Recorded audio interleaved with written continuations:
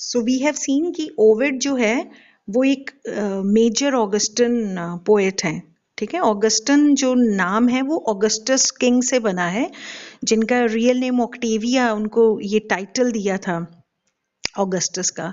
और हम देख रहे हैं, जो हमने प्रीवियस लेक्चर में जो ऑब्जर्व किया, कि ओविड जो हैं उन्होंने राइटिंग्स लिखी बहुत सारे अलग अलग थीम्स में, और एक उनका जो वर्क था आर्स एमॉर्टरीज, जो कि लव पे है, so that was published at the same time जब ऑगस्टस जो किंग हैं उनकी डॉटर जूलिया, वो भी एडल्ट्री के लिए उनको भी बैन किया, और जो पनिश किया गया, उनको लगा ऑगस्टस को कि ये ओविड जैसे राइटर्स की राइटिंग्स का असर है कि मेरी सोसाइटी में ये जो मॉरल डाउनफॉल आ रहा है। सो ही वांटेड टू इंश्योर कि बड़ी रिलीजियस प्योरिटी रहे, मोरालिटी रहे। और ओविड की ये जो एग्जाइल है बहुत ज़्यादा एम्बिगुअस है, अनक्लियर है, इसकी हमने बातें लास्ट लेक्चर में भी की थी। Then we began talking about metamorphosis, कि मेटामॉर्फोसिस जो है वो एक ऐसी लॉन्ग पोएम है जो 250 स्टोरीज, कौन सी ये कहानियां हैं, ग्रीक और रोमन मिथ्स से जुड़ी हुई, उनकी ही लेजेंड्स हैं, जो उनका हिस्ट्री, वहाँ से ये जो स्टोरीज हैं वो रिलेटेड हैं।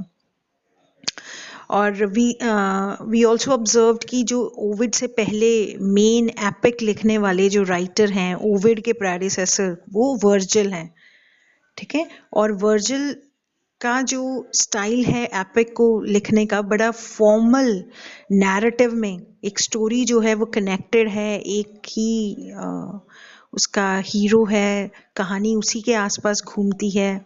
और हम देख रहे हैं कि जो ओविड का एपिक है, यहाँ तो 250 स्टोरीज हैं, और वो डेफिनेटली उसका जो एक गोल है, एक मिशन है, जो पर्पस है ओविड का, वो हम डिस्कवर करने की कोशिश करेंगे कि कैसे वो अलग हैं वर्जिल जैसे राइटर से।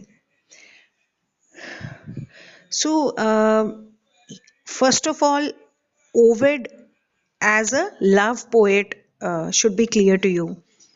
और उन्होंने पोएम्स लिखी, हमने देखा कि एक उनकी, मैंने कल भी जिक्र किया था, हीरोइड्स नाम का टेक्स्ट उनका, जो हीरोइंस ट्रांसलेट होता है, और जहाँ पे वो दिखाते हैं कि एपिस्टल्स के फॉर्म में they talk to their husbands and lovers.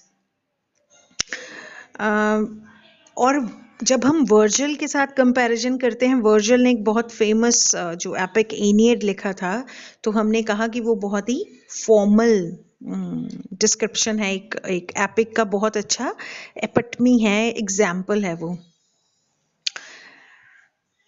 Now before I talk about Metamorphosis, हमने जो फर्स्ट पेपर में भी किया, हमने यूरोपियन क्लासिकल लिटरेचर में भी ये जिक्र किया, what do we get from the lessons that we get from reading ancient classics. तो मेटामॉर्फोसिस एक ऐसा टेक्स्ट है जो आपको ये बाध्य करता है ये सोचने के लिए कि क्या आपको सच में you need to learn something from a text. Suppose you say, ma'am I enjoy doing sports, music, मुझे रीडिंग बुक्स की हैबिट है, मुझे ये कलेक्शन की मेरी हॉबी है। तो जब आपसे कोई पूछे, अच्छा why do you like doing that so much, तो आपको शायद रीजन भी ना आएगा, आप कहोगे मैम हमें अच्छा लगता है। तो ओविड की पोएम्स को मैं वहाँ फ्रेम करना चाहूँगी, मैं उस कैटेगरी में रखना चाहूँगी जहाँ आपको मैंने ये वाली एक एनालॉजी दी है, ये कंपैरिजन दिया है, क्योंकि मेटामॉर्फोसिस एक तरीके से कलेक्शन है उन स्टोरीज का रजे, वो स्टोरीज जो ट्रांसफॉर्मेशन, मेटामॉर्फोसिस क्या होती है, चेंज, ट्रांसफॉर्मेशन की स्टोरीज हैं, एक शेप से दूसरे शेप में कोई हमारे सामने मिथोलॉजिकल रेफरेंस दिया है ना, यू सी कि कोई जो गॉड है वो बुल का फॉर्म ले लेता है, but you don't ask when you read such stories, you don't ask such way से भरे हुए क्वेश्चंस की कौन सी इंसाइट्स हमें मिल रही हैं एंशियंट बुक से, जो हमें यूनिवर्स के बारे में बता रही हैं, एग्जिस्टेंस की बारे में बता रही हैं, इमेजिनेशन के बारे में बता रही हैं। और आप देखिए कि ओविड की ये जो कहानियां हैं ना, ये जो मैंने अभी बात की, यूनिवर्स, दूसरा एग्जिस्टेंस, अस्तित्व, और तीसरा हमारी ह्यूमन इमेजिनेशन, जो इसकी डेवलपमेंट है, ये इसके आसपास घूम रही हैं। ठीक है, और ये इसके आसपास क्यों घूम रही हैं? क्योंकि Ovid says that the answer to these issues, कौन से issues? The structure of universe, the essence of existence, the development of human imagination, इन सब का जो सेंट्रल पॉइंट है ना, पाइवट है जिसका, इन सब का PIVOT, सेंट्रल पॉइंट, वो कहाँ है? Change, transformation. क्योंकि ओविड क्लियर भी करते हैं यहाँ पे, उनके लिए ये जो फिजिकल वर्ल्ड है ना, इट इज कॉन्स्टेंटली चेंजिंग, और ही बिलीव्स कि so in is this case of human life. क्योंकि through these birth, death, love, hatred, achievement, failure, success, ये सारी चीजें क्या हैं? They bring changes. और जो जिस किस्म से ये बातें की जा रही हैं, जिस तरीके से ये बातें बताई जा रही हैं, वो क्या है? Human imagination. ये ओविड के इमेजिनेशन से उन्होंने अपनी जो बातें हैं उनको एक एक्शन का फॉर्म दिया है। ठीक है, और हम जैसे मैंने पहले भी बताया कि बहुत सारे राइटर्स हैं जो इन्फ्लुएंस्ड हैं ओविड से, आने वाली सेंचुरीज में हैं। शेक्सपियर उनमें से एक हैं। अगर आप you see this the PDF that I sent, उसमें पेज नंबर 42 पे डिस्क्रिप्शन है 12th सेंचुरी से लेकर 20th सेंचुरी तक सभी राइटर्स और उनके नाम और उनका वो टेक्स्ट जो उन्होंने लिखा है ओविड से इंस्पायर्ड होकर, ओविड के इस मेटामॉर्फोसिस से। सो वी सी कि ऐसा जो राइटर है, डेफिनेटली ये जो मैं बात कर रही हूँ, इमेजिनेशन और his own knowledge of the historical legends, references to so many Greek and Roman gods and goddesses. So there's so much that we learn. लेकिन किसी भी टेक्स्ट को अप्रोच करने का ढंग यही है कि हम पहले उसको इन जनरल समझें और फिर डिटेल में हम उसकी जो स्टोरी है उसकी समरी करें। अब हमने ये तो कहा, इतना तो हमने इस्टेब्लिश कर लिया कि बहुत ज़्यादा स्किल्ड पोएट हैं वो, है ना, और उन्होंने अपनी इस मेटामॉर्फोसिस में क्या बताने की कोशिश की है? Numerous various Greek Roman myths को बेस बनाया है अपनी इस एपिक का। और व्हेन वी सी कि ऐसी इंस्पिरेशन बने हैं, वो जेनरेशंस तक वो इंस्पिरेशन रहे हैं। सो दैट मीन्स उन्होंने इस जो मैं अभी बात कर रही हूँ कलेक्शन ऑफ मिथ्स को इस पोएम में रखा है। दैट मीन्स उन मिथ्स को ट्रीट इस तरीके से किया है कि वो जो ट्रीटमेंट है मिथ्स की ना, वो है जो हमें आज तक बांधे हुए है। We are so spellbound with this inheritance. So Ovid जो हैं, उन्होंने एक तरीके से अपनी जो एक आपको पता है ना, एनसाइक्लोपीडिया होता है, that is a big dictionary for the reference towards certain concepts of universe, philosophy. तो जैसे हम डिक्शनरी में एक शब्द ढूंढते हैं, वैसे ही एनसाइक्लोपीडिया में हम किसी मिथ के बारे में जानते हैं, किसी राइटर के बारे में जानते हैं, किसी एज के बारे में जानते हैं। तो ओविड मुझे लग रहा है एक तरीके से हमारे सामने एक एनसाइक्लोपीडिया की तरह मेटामॉर्फोसिस को हम समझ सकते हैं, क्योंकि वहां पे हमें वो किस चीज का एनसाइक्लोपीडिया बन गया है? ग्रीक माइथोलॉजी का बन गए हैं वो, रोमन माइथोलॉजी की बातें हैं वहां पे, क्योंकि बहुत सारे ग्रीक और रोमन गॉड्स की बातें हैं, है ना।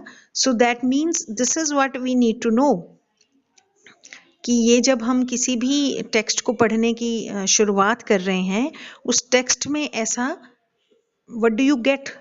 You get an insight, a window to that world, ठीक है, और वो वर्ल्ड कोई सीधा नहीं है, बहुत ज़्यादा जो पैक्ड विद मिथ्स है वो।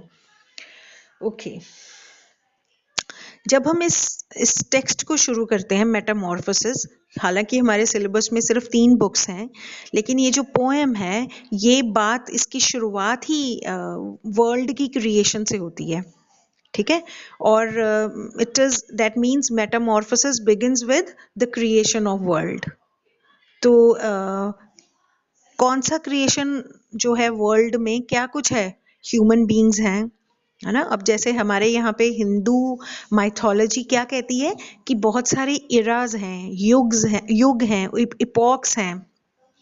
तो युग कौन से हैं, जैसे त्रेता युग, द्वापर युग, है ना, कल युग। तो इन दैट सेंस जो वेस्टर्न थॉट है वो क्या कहती है, अर्ली ह्यूमैनिटी की 4 एजेस हैं, गोल्ड, सिल्वर, ब्रॉन्ज, आयरन, और फिर इसके बाद क्या आता है, ग्रेट फ्लड। वो जो फ्लड है उसने सारी ह्यूमन लाइफ को अपने साथ बहा के ले गया, और वहां पे 2 लोग ही बचे थे, ग्रीक थे वो, डिकेलियन और उसकी वाइफ पेरा। तो वी सी की जब ये बचते हैं तो ये जो प्रोजेनी शुरुआत होती है फ्यूचर जनरेशन की, ठीक है। और यहाँ पे ये जो मैं बात कर रही हूँ रजे, मैं सारी मेटामॉर्फोसिस की बात कर रही हूँ। ओविड जो हैं वो यहाँ पे एज अ राइटर वो बात कर रहे हैं कि जब ये दोबारा से रीपॉपुलेट हुई अर्थ, तो यहाँ पे क्या हुआ, बहुत सारी अजीबोगरीब स्ट्रेंज हैपनिंग्स हुई, जिनमें गॉड्स, डेमी गॉड्स, मॉर्टल्स मतलब ह्यूमन बीइंग्स, ये सब जो हैं इनसे जुड़ी हुई हैपनिंग्स हुई। और ये सारी जो हैपनिंग्स, अकरेंसेस, जो भी कुछ हुआ, वो क्या था, ट्रांसफॉर्मेशन थी एक फिजिकल स्टेट से दूसरी फिजिकल स्टेट में। सो वी सी कि ये जो मेटामॉर्फोसिस एपिक है, ये बहुत सारी स्टोरीज का कलेक्शन तो है ही, लेकिन ये इतनी ज़्यादा कॉम्प्लिकेटेड हो जाती हैं क्योंकि बहुत सब, जैसे नॉवल में देखा आपने, फ्लैशबैक्स होते हैं, ठीक है, कहानी प्रेजेंट में है पर पास्ट में जाती है। और यहाँ पे मेटामॉर्फोसिस में अब आपके सामने है कि 250 स्टोरीज हैं, तो 250 स्टोरीज में फ्लैशबैक्स में भी फ्लैशबैक्स हैं। बट एज आई से कि जो कॉम्प्लिकेटेड कंफ्यूजन तब होता है जब राइटर के पास स्किल नहीं होता। हम बात कर रहे हैं एक महान जीनियस की, तो ओविड ने बहुत ज़्यादा इसको कनेक्ट करके विद ग्रेट इमेजिनेशन इसको ब्यूटीफुल, एक जो हम कहते हैं ना फाइन स्पन करके, इतना अच्छा वीव किया है इन स्टोरीज को। और हम देखते हैं जब तक बुक 12 की बात आती है, वी सी की जो ओविड है, he starts talking about Trojan war, और हमने ओडिसी में तो इसका जिक्र देखा ही है।